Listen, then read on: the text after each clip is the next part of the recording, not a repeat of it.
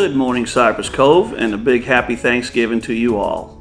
My name is Steve Boone. I am the Security Manager for Cypress Cove Security Department. And welcome to the second segment of Getting to Know Your Security Department. Today I'm going to be talking about the different duties and responsibilities that the Security Department has here in Cypress Cove. Cypress Cove Security Department has 3 shifts. They're 8-hour shifts from 7 A to 3 P, 3 P to 11 P, and 11 PM to 7 AM. And each shift has different responsibilities. Of course, the number one is protecting and serving the residents here at Cypress Cove, the employees and guests.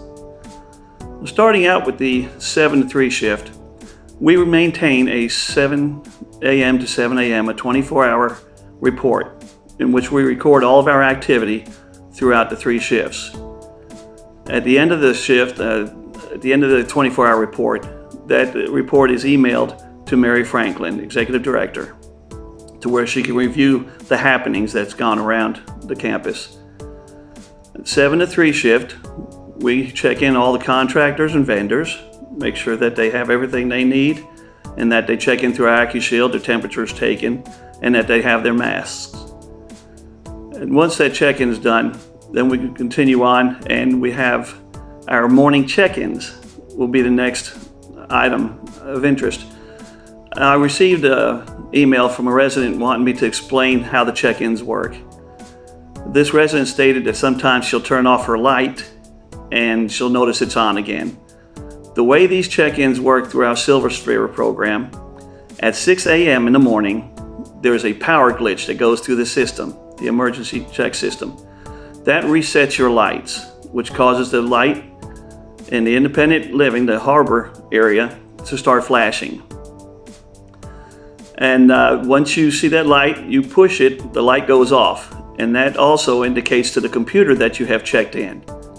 The villas do not have the lights, but they do have a button that they push. It's always 6 AM to 10 AM. At 10 o'clock AM, we have a lot of bells and whistles going off to let us know that we have a check-in report coming in where we have some individuals that have missed their check-ins. At that point, we have our away list that you usually turn your vacation sheets into Jackie, and she sends them to security. And we'll start going by a process of elimination. Say we get 25, 30 missed check-ins. We'll start eliminating those missed check-ins with the away sheet. Once we do that, that will leave us, if it's 25 missed check-ins, that will leave us with maybe 10 still missing. At which time we will call the resident and let them know that they had missed their check-in and make sure that they're okay. If we do not get a response by phone, we leave a message and we ask that you please call us back when you receive the message, or we will have an officer come do a physical check.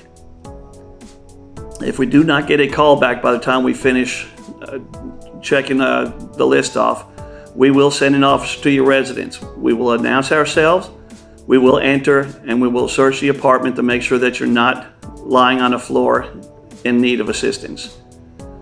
At which time, once that's clear, we'll notify the officer that's sitting down in the office that all is clear.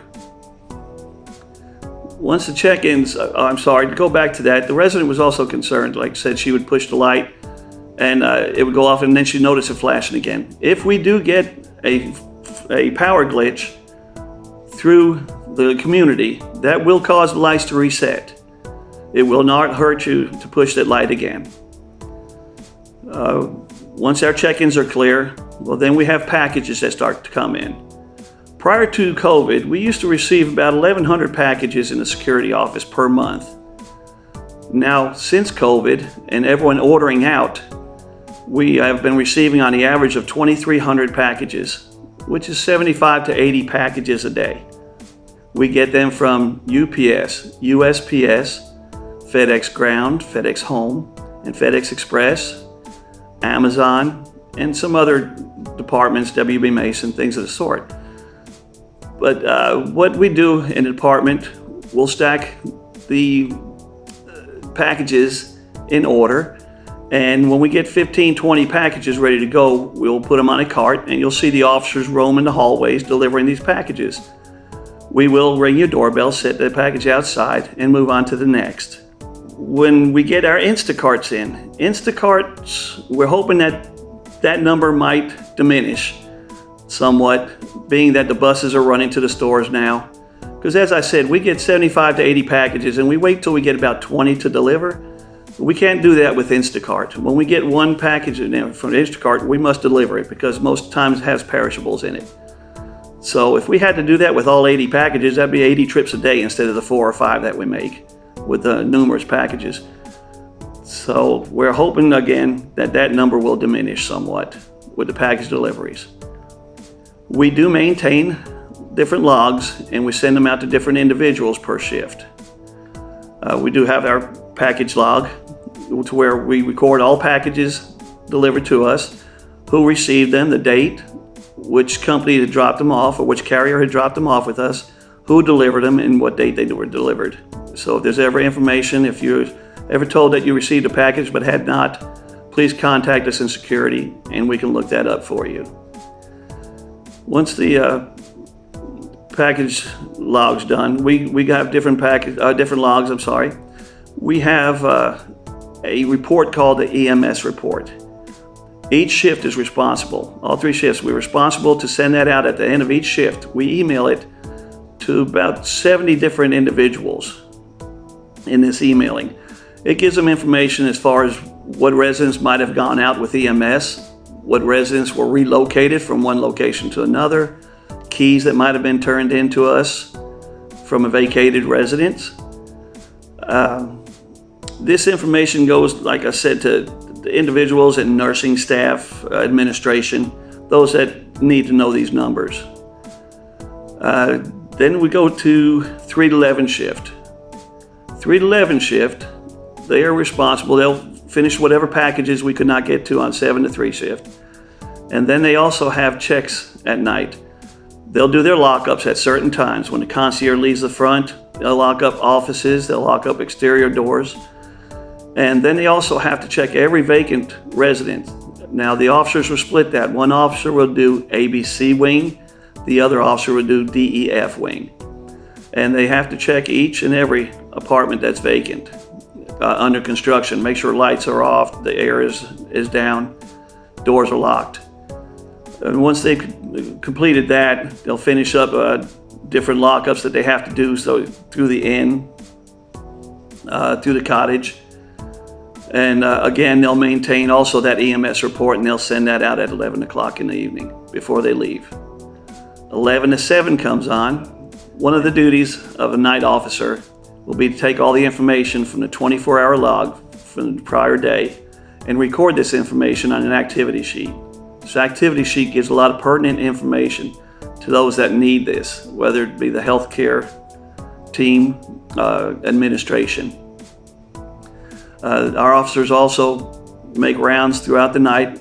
They do make contact with every hallway. They look in every storage unit. They check every stairwell. And we also have an officer that sits outside at the main entrance. He has a light flashing. This way, if anyone chooses to come our direction and think that they're going to come on come into our complex with ill intents, then they're usually chased away by the officer sitting out there. That's the 3 shifts, 7 to 3, 3 to 11, 11 to 7, and some of the brief duties that we are responsible for. We also take care of maintenance issues. After 11 p.m. when maintenance has gone home, security will make emergency maintenance calls, whether we have to shut water down, clean water up, anything of that sort, and we can always call maintenance in. They always have a maintenance staff on call. We have our newspapers that come in early morning. There's papers dropped off at different desks, and some of those are delivered by our officers on 11 to 7 shift. So I think I've covered pretty much the first, second, third shifts on some of the items that we take care of. Now at the end of the last segment, I let you know that if you had any questions, please email and I'd be more than happy to read and answer the questions. I have not received any questions this past month, but I have received a couple scam alerts from residents. One of them is a resident received information that his PayPal was charged hundreds of dollars. And it kind of triggered the resident to think about this because he doesn't have a PayPal account. So again, it's a scam that you might receive. You might have a PayPal account. Think twice before you call and give any personal information out to any of these individuals.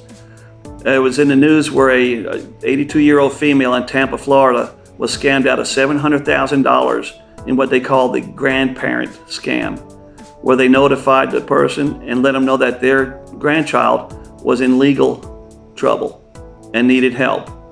Unfortunately, this woman fell for it and she was out $700,000, still under investigation there in Tampa. But if you receive a call and it just does not seem right, or an email, don't answer it. Think twice. Never give any of your personal information out to anyone over the phone. I think that pretty much covers it. And if there's any other questions that you'd like to hear read and answered to, next segment, please email me. The email will be on the bottom of the video here. And I'd like to wish everyone a happy Thanksgiving. I hope you have a lot to be thankful for. I know I do. I'm thankful and blessed that I have the opportunity to work here with such great people and protect and serve you. You have a fantastic day. Bye.